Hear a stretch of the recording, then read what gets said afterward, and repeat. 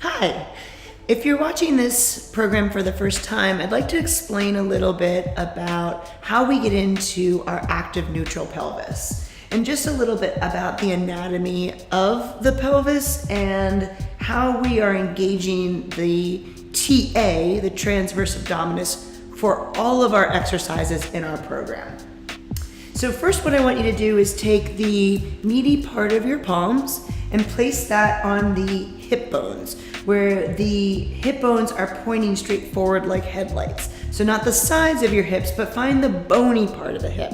So for most of us, there's probably some flesh and gooiness on top of it, but really dig down. You'll feel them pointing forward.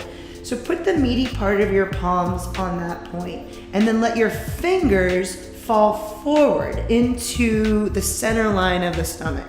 Press your fingers down, and you have found a couple layers of muscles, the lower abdominals and the transverse abdominals. What we want to do to these muscles during our program when we're stabilizing is we want them to sort of knit and zip together.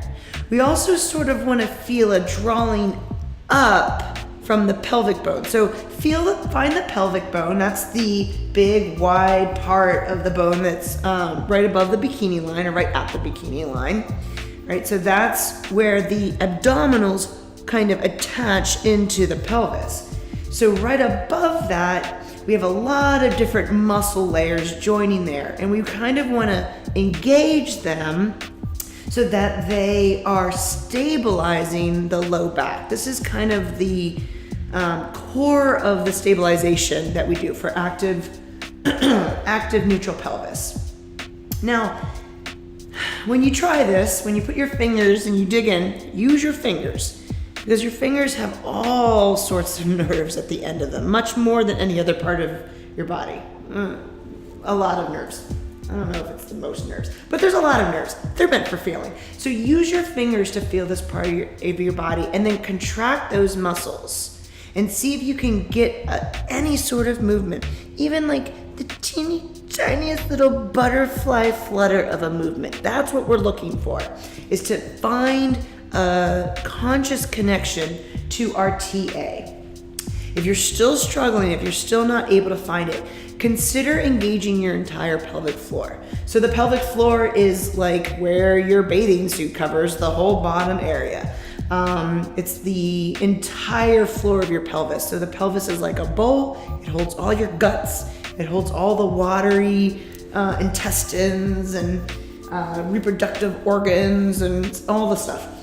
So the pelvis is holding that in. So we can engage the pelvic floor to help us find the TA.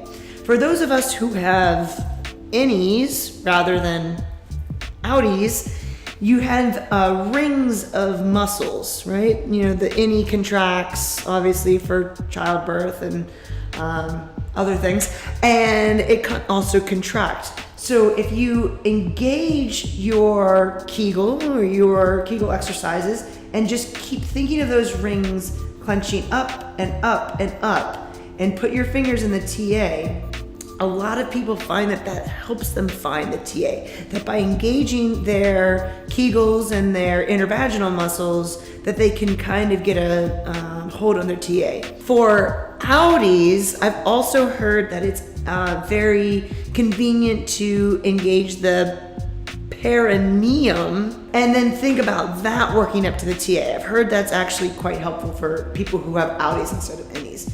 But just feeling the power come from this part of the body rather than the shoulders, which are always trying to help out.